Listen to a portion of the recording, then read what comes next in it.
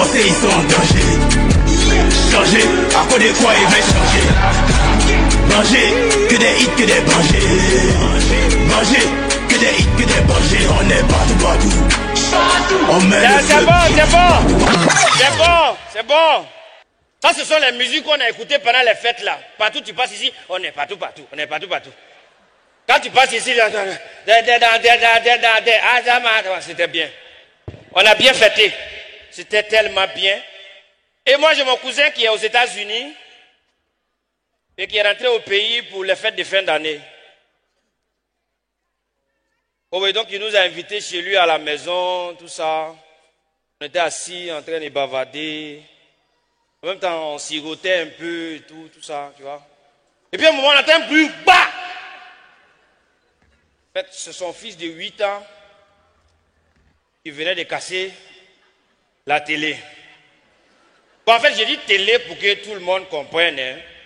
Sinon, ce n'est pas nos télévisions où l'image brûle, on est obligé de taper pour remettre les idées de la télévision en place. Non. Ce n'est pas écran plasma non plus. C'est grand-père du grand plasma. On appelle ça home studio. En fait, monsieur le Premier ministre, Papa Mambé, pendant la présidente du Sénat, les officiels qui sont là, tous nos ministres savent de quoi je parle. Maintenant, pour nous là, home studio là, ça commence ici.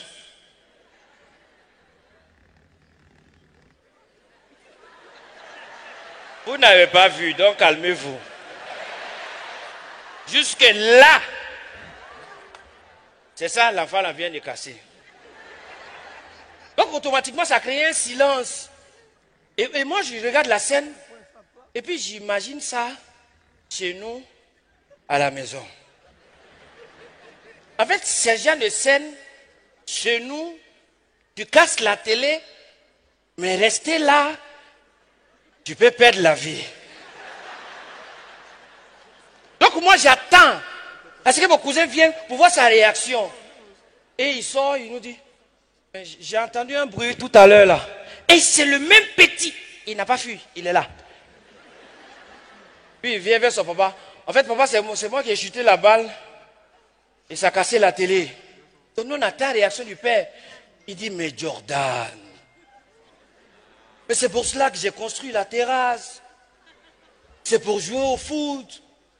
Tu vois, tu indisposes mes invités. C'est le réveillon, c'est férié. Je ne pourrais même pas remplacer la télé. Donc il a dit, aïe, tu veux remplacer.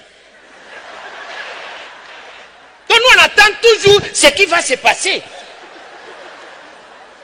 Et puis on attend, mais vous voyez, je ne pourrais pas remplacer, et ça va vous déranger. Nous, on dit, non, cousin, à toi aussi.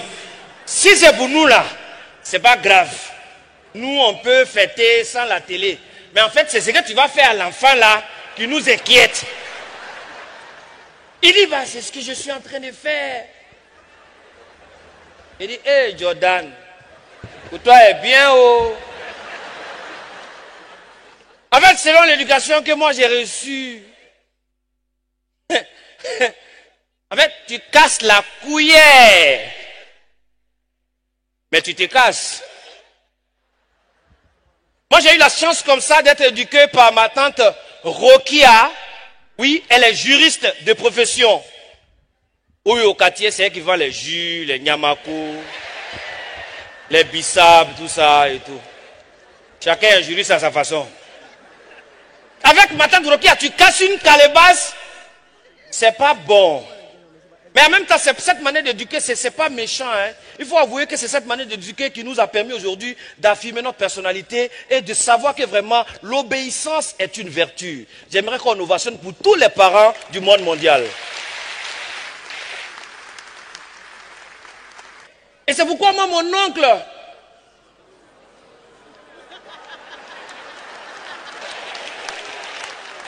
l'illustre Benoît Kassim. Les Américains, ils ont leur oncle Sam. En Côte d'Ivoire, ici, on a notre. C'est lui qui est là. Et il m'a toujours dit, mon neveu, tu sais, les femmes, elles n'ont pas besoin de compréhension. Il ne faut pas chercher à comprendre les femmes. Il faut les aimer. Elles ont juste besoin d'amour, n'est-ce pas, les femmes? Parce qu'en fait, Il m'a dit, la femme, faut l'aimer. Pendant que tu l'aimes, au même moment, tu cherches à la comprendre.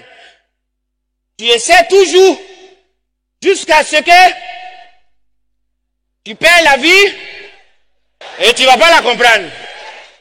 Et c'est comme ça, tu ne peux rien changer. C'est le destin. Et moi, mon oncle, je vous parle de mon oncle, je l'ai connu quand j'étais encore plus petit, j'avais 10 ans comme ça. Et le vieux l'avait fait venir, parce qu'il était malade, le vieux l'avait fait venir pour ses soins.